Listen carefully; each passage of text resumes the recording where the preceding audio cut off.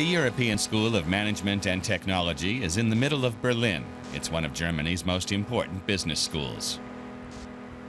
Alberta Boateng from Ghana is a student here. She's planning to work in the startup scene when she returns home.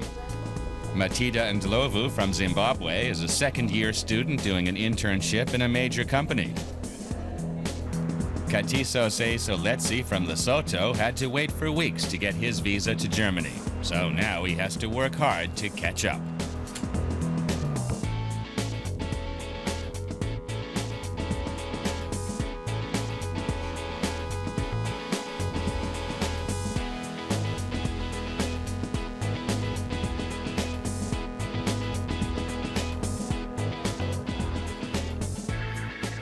Most mornings, Letzi is the first in the classroom. He just arrived in Berlin 3 weeks after the start of the semester.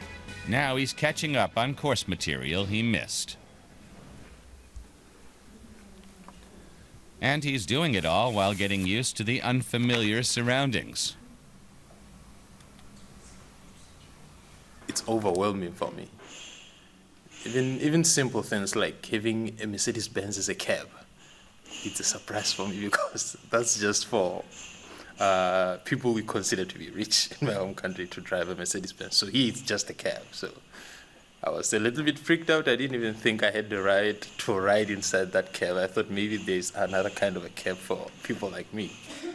Letzi is from Lesotho, one of the poorest countries in Africa. Most people there make a living as farmers. The student has a scholarship from the Kofi-Annan-Business-School-Foundation. His father is a farmer and his mother a teacher. They've always had that vision that the kids should get proper education, as they didn't get a proper education from their background.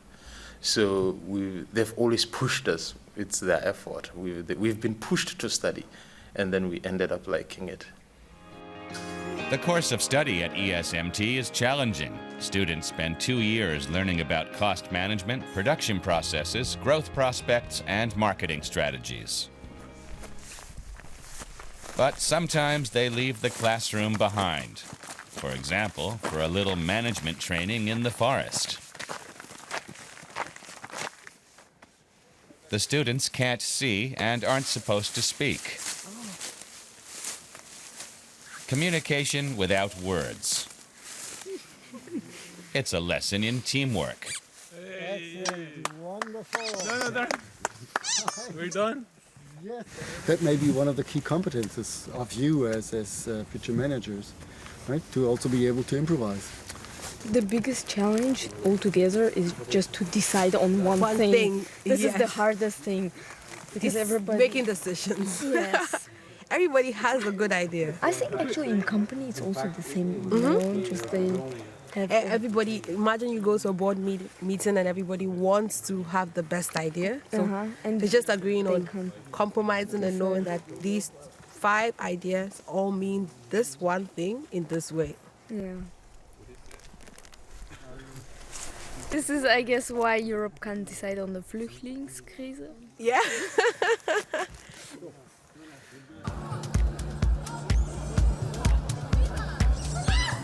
Early evening in Munich. Matida Ndlovu is in the midst of an internship at Allianz, one of the world's largest insurance companies. She's meeting up with Sofa Nem, who comes from Cambodia. Munich has no respect for a student budget. It has no respect. It's pretty pricey here. One frequent topic is the problems facing their countries at home. Things like Cambodia's healthcare system.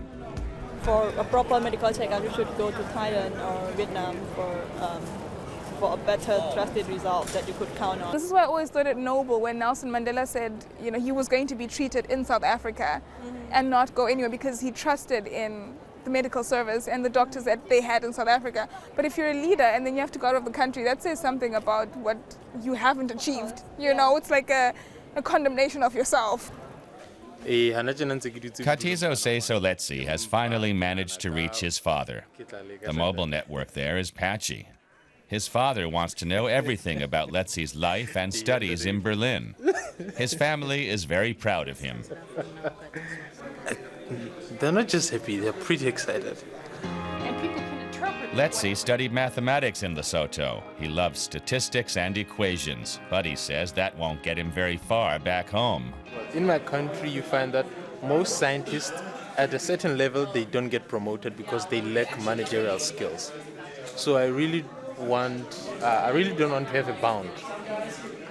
Yes, I really want to be promoted all the way where possible.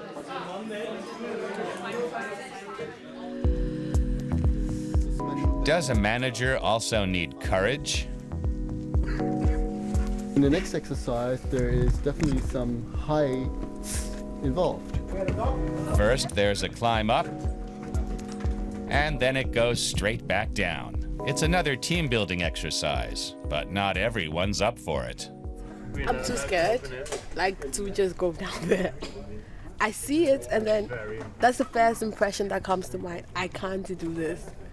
I know I'm supposed to try, but then... The rest go ahead and take the plunge. So will the team get a scolding? What do you think about a person not joining the whole team? Has a right. Exactly, yeah. I came down and I'm like, God, what have I done to my group? I wish I could have, but it was just too scary. Which actually also means that you took care of yourself, right? We as future managers need to recognize all the time that we first of all need to take care of ourselves, despite some group pressure that we may feel, right? So she did everything right after all. Next time, we'll see how Alberto Boateng is adjusting to Berlin, how Katizo Soletse is learning to market himself, and how Matida Ndlovu is planning to continue her studies and pursue a startup idea.